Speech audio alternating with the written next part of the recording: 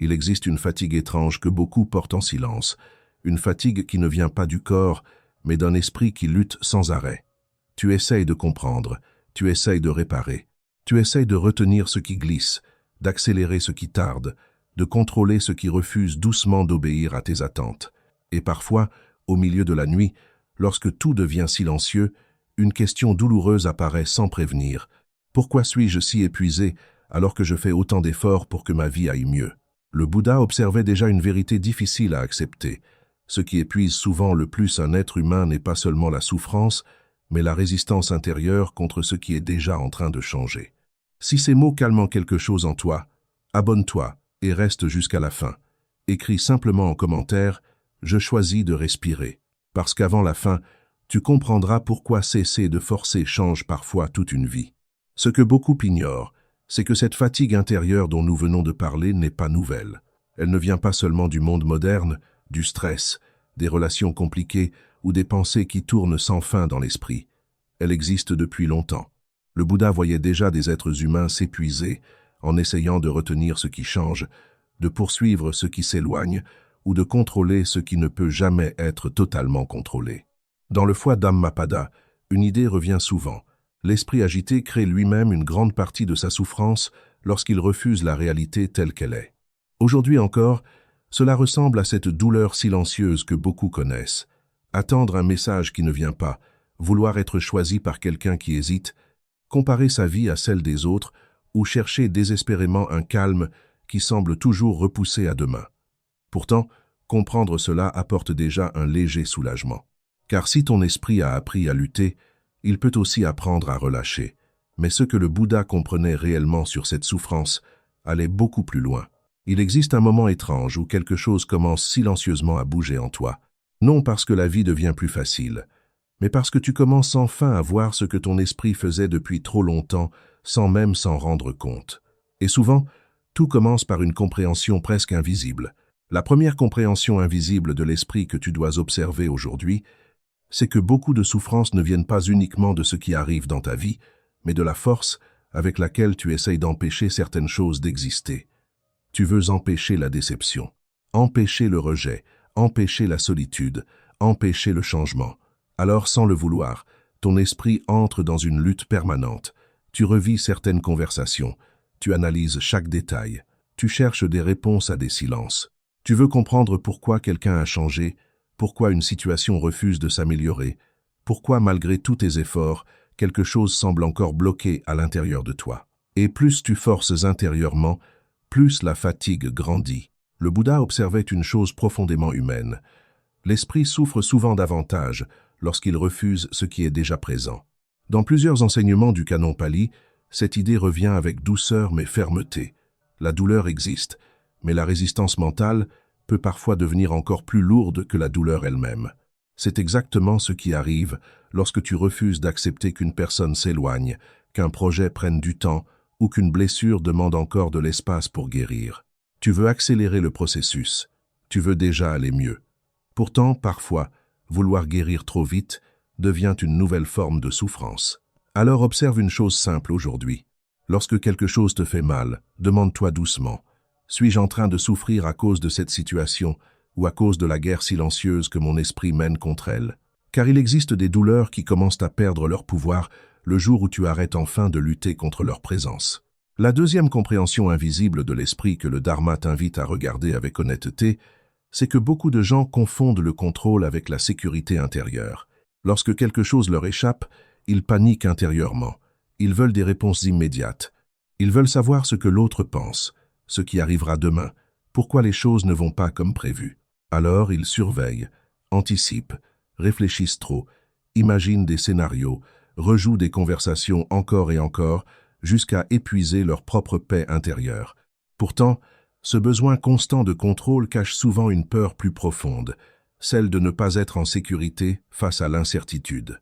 Le Bouddha rappelait souvent que tout ce qui existe est impermanent, non pour rendre les êtres humains tristes, mais pour leur apprendre à respirer différemment face à la vie. Car lorsque tu acceptes que certaines choses changent naturellement, ton esprit cesse peu à peu de vivre dans un état permanent d'alerte. Cela ressemble parfois à une relation où tu cherches désespérément des preuves d'amour, ou à une situation professionnelle où tu veux absolument maîtriser chaque détail par peur de l'échec. Mais vouloir tout tenir entre ses mains finit souvent par créer davantage d'angoisse que de stabilité. La paix commence parfois dans un endroit très discret. Lorsque tu acceptes enfin que tout ne dépend pas de toi, parce que lâcher le contrôle ne signifie pas abandonner ta vie, cela signifie arrêter de combattre chaque respiration du monde. La troisième compréhension invisible de l'esprit que beaucoup découvrent trop tard, c'est que certaines souffrances continuent de vivre uniquement parce qu'elles sont constamment nourries par les pensées. Il existe des blessures qui auraient pu commencer à guérir depuis longtemps, mais auxquelles l'esprit retourne chaque jour comme s'il avait peur de les laisser partir. Tu repenses aux mêmes mots, aux mêmes erreurs, aux mêmes regrets. Tu revis certains départs encore et encore jusqu'à ce qu'ils deviennent presque une partie de ton identité intérieure. Et sans le remarquer, tu transformes une douleur passagère en présence permanente. Dans le foie Dhammapada, il est enseigné que l'esprit précède toute expérience. Cela signifie quelque chose de profond. La manière dont tu nourris certaines pensées influence silencieusement ta souffrance. Ce n'est pas nier la douleur. Ce n'est pas faire semblant que tout va bien. C'est reconnaître que parfois, ce qui t'épuise le plus n'est plus ce qui t'est arrivé, mais la place immense que ton esprit continue à lui donner. Tu connais peut-être cette sensation étrange. Vouloir oublier quelqu'un, mais continuer à reconstruire son souvenir chaque jour dans ta tête. Vouloir avancer, mais entretenir intérieurement ce qui te retient encore. Alors respire avec honnêteté. Peut-être que guérir ne commence pas lorsque le passé disparaît, mais lorsque ton esprit cesse doucement de lui construire une maison. La quatrième compréhension invisible de l'esprit que le Dharma éclaire avec beaucoup de lucidité, c'est que derrière de nombreuses souffrances se cache souvent un attachement que nous refusons de regarder en face. Pas seulement l'attachement aux personnes, mais aussi aux attentes, aux versions idéales de la vie, aux scénarios imaginés dans le silence de notre esprit. Tu pensais peut-être que cette relation durerait toujours, que cet effort serait récompensé, que cette personne finirait par comprendre ta valeur. Alors lorsque la réalité ne ressemble plus à ce que ton cœur espérait, une douleur immense apparaît. Le Bouddha parlait souvent de foi taha, cette soif intérieure qui pousse l'esprit à vouloir retenir, posséder ou contrôler ce qui change naturellement. Non parce qu'aimer est mauvais, mais parce que l'attachement transforme parfois l'amour en peur silencieuse, peur de perdre, peur de manquer, peur de recommencer. Et cette peur fatigue profondément l'esprit. Tu le vois dans ces nuits où tu analyses des silences, dans ces moments où tu attends un message, dans cette difficulté à accepter qu'une histoire est changée. Pourtant, une vérité calme commence ici. Aimer profondément ne signifie pas s'accrocher désespérément. Parfois, la paix naît le jour où tu acceptes que certaines choses avaient peut-être seulement pour rôle de te transformer.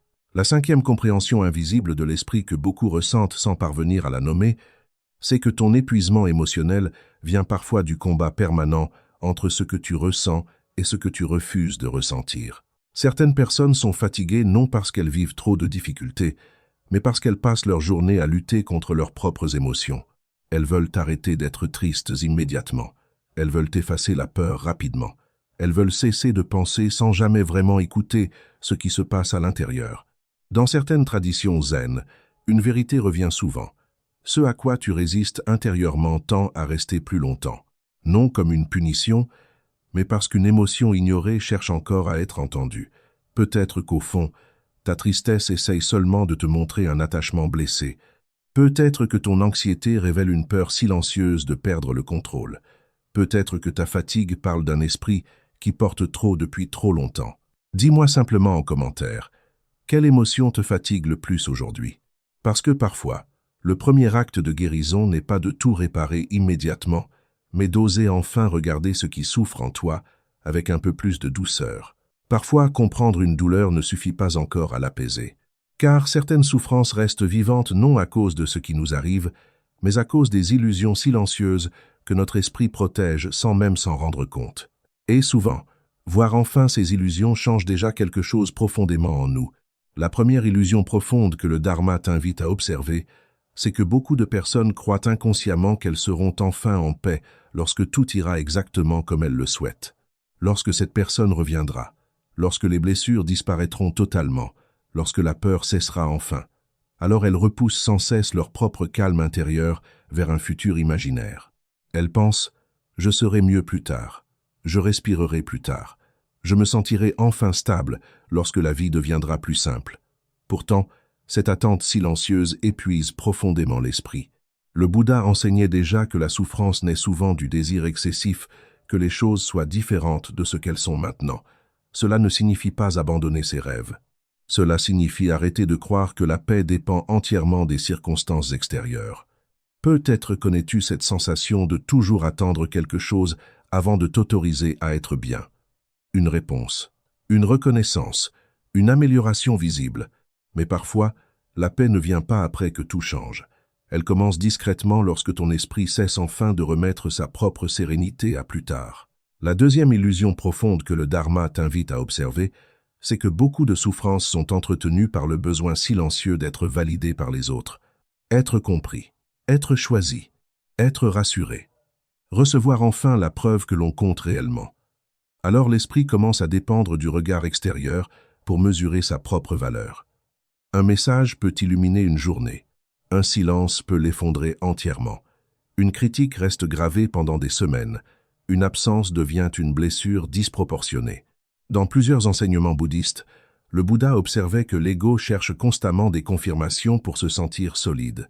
Pourtant, ce besoin devient souvent une prison intérieure.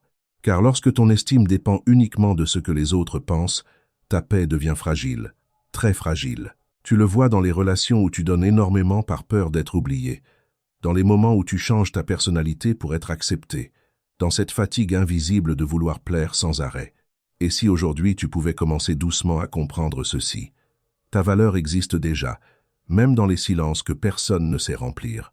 La troisième illusion profonde que le Dharma t'invite à observer, c'est que beaucoup de personnes pensent qu'en réfléchissant davantage, elles finiront forcément par résoudre leur souffrance. Alors elles pensent encore, puis encore. Elles rejouent les mêmes conversations, imaginent d'autres scénarios, analysent chaque détail jusqu'à épuisement. Pourtant, plus elles cherchent une sortie dans la pensée, plus elles s'enferment dans le bruit intérieur. Ce mécanisme est particulièrement cruel, parce qu'il donne l'impression d'avancer alors qu'il nourrit souvent la confusion. Dans le foie Dhammapada, l'esprit est décrit comme difficile à calmer lorsqu'il devient agité par lui-même. Ce que le Bouddha voyait avec beaucoup de lucidité, c'est qu'une pensée répétée trop longtemps finit parfois par devenir une prison invisible. Tu connais peut-être ces nuits où tu revis encore un départ, une dispute ou une erreur ancienne. Tu veux comprendre parfaitement avant d'avancer. Pourtant, certaines blessures commencent à guérir non lorsque tout est compris, mais lorsque l'esprit accepte enfin de se reposer un instant dans le silence. La quatrième illusion profonde que le Dharma t'invite à observer, c'est que beaucoup de gens croient inconsciemment qu'ils doivent toujours être forts, toujours tenir, toujours continuer sans ralentir. Alors ils cachent leur fatigue émotionnelle derrière des sourires, du travail, des distractions ou des habitudes qui remplissent les journées sans réellement apaiser le cœur. Ils pensent qu'admettre leur douleur serait une faiblesse, alors ils accumulent silencieusement un poids immense à l'intérieur d'eux-mêmes.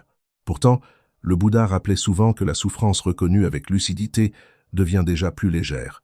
Observer son esprit n'a jamais voulu dire prétendre que tout va bien. Cela signifie regarder honnêtement ce qui fatigue ton cœur sans jugement inutile. Peut-être portes-tu quelque chose depuis longtemps, sans même t'autoriser à le nommer. Une tristesse, une peur, une déception ancienne. Mais parfois, la vraie force commence précisément ici, lorsque tu arrêtes enfin de faire semblant d'aller bien devant toi-même. La cinquième illusion profonde que le Dharma t'invite à observer, c'est que beaucoup de souffrances viennent de la peur constante de perdre ce qui semble nous donner un sentiment de stabilité, une relation, une habitude, une image de soi, une sécurité financière. Alors l'esprit devient tendu, il surveille, il anticipe le pire, il vit déjà dans une douleur imaginaire, avant même qu'un changement réel arrive. Cette peur silencieuse fatigue profondément parce qu'elle transforme chaque instant paisible en terrain d'inquiétude. Le Bouddha enseignait l'impermanence non pour créer du désespoir, mais pour libérer doucement l'esprit de cette peur constante du changement. Car tout change déjà, même lorsque nous refusons de le voir. Dis-moi en commentaire, qu'as-tu le plus peur de perdre aujourd'hui? Parce que parfois, la paix commence lorsque tu comprends que tout ce qui compte réellement ne peut pas toujours être possédé, mais peut encore être profondément vécu.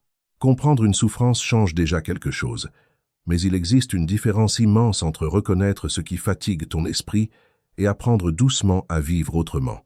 Car certaines vérités deviennent réellement puissantes, uniquement lorsqu'elles commencent à respirer à travers de petits changements silencieux du quotidien. Le premier changement silencieux que le Dharma t'invite à expérimenter est d'apprendre à observer tes pensées sans immédiatement leur obéir. Beaucoup de souffrances deviennent immenses parce que l'esprit transforme chaque pensée en vérité absolue. Une peur apparaît et tu la crois.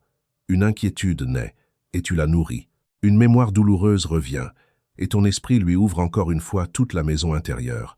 Pourtant, dans plusieurs enseignements bouddhistes, une pratique essentielle consiste simplement à observer l'esprit comme on regarde un ciel traversé par des nuages, avec présence, sans immédiatement s'attacher à tout ce qui passe. La prochaine fois qu'une pensée difficile revient, essaye quelque chose de simple. Respire doucement et demande-toi, est-ce une réalité ou simplement une peur qui traverse mon esprit? Cela semblera étrange au début parce que ton mental aime réagir vite. Mais parfois, la paix commence discrètement lorsque tu arrêtes enfin de croire tout ce que ton esprit raconte lorsqu'il a peur. Le deuxième changement silencieux que le Dharma t'invite à expérimenter est de ralentir volontairement lorsque ton esprit veut tout résoudre immédiatement. Tu connais peut-être cette agitation intérieure, ce besoin de réponse rapide, cette urgence émotionnelle qui pousse à écrire un message impulsif, à tout analyser pendant des heures ou à chercher désespérément un signe que tout ira bien. Pourtant, le Bouddha observait souvent qu'un esprit agité voit rarement les choses avec clarté. Plus il court, plus il se fatigue. Dans certaines pratiques de pleine conscience, ralentir devient une forme profonde de sagesse. Non parce que cela efface les problèmes, mais parce que cela empêche l'esprit de fabriquer davantage de souffrance autour d'eux. Alors lorsque quelque chose t'agite profondément, essaye ceci. Avant de réagir, offre-toi quelques minutes de silence conscient. Marche lentement. Respire. Attends un peu avant de nourrir le tumulte intérieur. Car parfois, une décision calme guérit davantage que 1000 réactions construites dans l'urgence émotionnelle. Le troisième changement silencieux que le Dharma t'invite à expérimenter est d'arrêter de nourrir certaines blessures avec une attention permanente. Il existe des douleurs qui restent ouvertes uniquement parce qu'elles reçoivent chaque jour de nouvelles pensées. Tu revis une déception. Tu imagines ce que tu aurais dû dire. Tu revis encore un rejet ancien jusqu'à lui donner une présence immense dans ta vie actuelle. Pourtant, ce que le Bouddha enseignait sur l'attachement ne concernait pas seulement les personnes, mais aussi les souffrances auxquelles nous continuons secrètement de nous attacher. Une pratique simple existe. Lorsque ton esprit retourne sans cesse vers une blessure, demande-toi avec honnêteté si cette pensée te protège réellement ou si elle entretient seulement la fatigue intérieure. Ce changement demande du temps, parce que certaines douleurs deviennent familières, presque rassurantes malgré leur poids. Mais parfois, guérir commence le jour où tu décides doucement d'arrêter d'arroser, ce qui t'empêche encore de fleurir intérieurement. Le quatrième changement silencieux que le Dharma t'invite à expérimenter est de créer chaque jour un espace de calme où ton esprit n'a rien à prouver. Beaucoup de personnes vivent dans une tension permanente. Toujours produire, toujours réussir, toujours répondre aux attentes des autres. Alors même les moments de repos deviennent remplis de culpabilité ou d'agitation. Pourtant, dans certaines traditions zen, le silence n'est pas une perte de temps. Il devient un lieu où l'esprit retrouve lentement sa respiration. Essaye quelque chose de très simple aujourd'hui. Quelques minutes sans téléphone, sans distraction, sans obligation de résoudre quoi que ce soit. Seulement toi, ta respiration et ce qui existe maintenant. Au début, ce silence peut sembler inconfortable, parce qu'un esprit habitué au bruit résiste souvent au calme. Mais il existe une vérité discrète. Parfois, ton cœur ne demande pas davantage de réponses, seulement un peu plus d'espace pour enfin se déposer. Le cinquième changement silencieux que le Dharma t'invite à expérimenter est d'apprendre à accueillir tes émotions sans immédiatement vouloir les faire disparaître. Beaucoup de fatigue intérieure vient de cette guerre invisible contre ce que tu ressens. Tu refuses la peur. Tu rejettes la tristesse. Tu veux déjà aller mieux avant même d'avoir compris ce que ton cœur essaye encore de raconter. Pourtant, dans plusieurs enseignements bouddhistes, observer avec douceur devient déjà une forme profonde de transformation. Lorsque quelque chose devient lourd intérieurement, essaye simplement ceci. Nomme honnêtement ce que tu ressens, sans honte, sans jugement. Juste reconnaître. Dis-moi en commentaire, quelle habitude intérieure aimerais-tu commencer aujourd'hui? Et si cette vidéo calme quelque chose en toi, abonne-toi pour continuer ce chemin ensemble. Car parfois, le premier pas vers la paix n'est pas spectaculaire. Il commence dans une douceur que personne ne voit, sauf toi. Avant d'aller plus loin, ralentis un instant. Respire doucement. Relâche un peu ce que ton esprit porte depuis si longtemps, sans toujours savoir le nommer. Peut-être repenses-tu encore à cette fatigue intérieure du début, à ce combat silencieux contre ce que tu voulais absolument contrôler. Maintenant, tu comprends peut-être une chose essentielle. Ce qui t'épuisait n'était pas seulement la douleur, mais la lutte contre elle. Alors rends-toi simplement disponible intérieurement, car quelque chose de calme veut maintenant doucement émerger en toi. Alors, pendant un instant, cesse simplement de vouloir tout réparer immédiatement. Reconnais avec douceur ce qui existe déjà en toi, peut-être de la fatigue, une peur discrète, une confusion silencieuse, une blessure dans le cœur que tu portes depuis longtemps. Peut-être aussi cette anxiété qui traverse certaines nuits, cette solitude difficile à expliquer, ou ce poids mental qui semble parfois voler ton calme sans prévenir. Tu n'as pas besoin de tout résoudre maintenant. Observe seulement ton esprit avec un peu plus de douceur. Respire sans chercher à forcer quoi que ce soit. Regarde autrement certaines relations, certaines émotions, certaines attentes que tu portais sans même remarquer combien elles te fatiguaient intérieurement. Le Bouddha rappelait souvent une vérité difficile, mais profondément libératrice. Ce qui change n'est pas toujours une perte. Parfois, c'est une invitation discrète à devenir plus libre. Et peut-être qu'aujourd'hui, tu comprends enfin la clé promise au début. Ce qui t'épuisait le plus n'était pas seulement la douleur, mais le combat silencieux contre ce que tu refusais de laisser respirer. La paix ne commence pas lorsque tout s'arrange enfin. Elle commence lorsque ton esprit cesse doucement de forcer ce que la vie essayait déjà de transformer. Et peut-être qu'après cette écoute, quelque chose en toi est déjà un peu plus calme, non parce que toutes les réponses sont apparues soudainement, mais parce que tu comprends enfin une vérité que ton esprit essayait peut-être de te montrer depuis longtemps. Tu n'as pas besoin de tout contrôler pour avancer. Tu n'as pas besoin de tout comprendre immédiatement pour commencer à guérir. Certaines transformations profondes commencent silencieusement, presque invisiblement, le jour où tu cesses enfin de lutter contre chaque mouvement de la vie. Alors garde ceci quelque part en toi, lorsque les pensées reviendront, lorsque les peurs referont surface, ou lorsque certaines relations réveilleront encore des blessures anciennes. Ralentir n'est pas abandonner. Respirer n'est pas renoncer. Relâcher n'est pas perdre. Et si cette présence calme t'a aidé aujourd'hui, reviens t'asseoir ici lorsque ton esprit deviendra trop bruyant. Silencia existe pour te rappeler une chose simple. Tu n'as pas à porter seul le bruit du monde intérieur.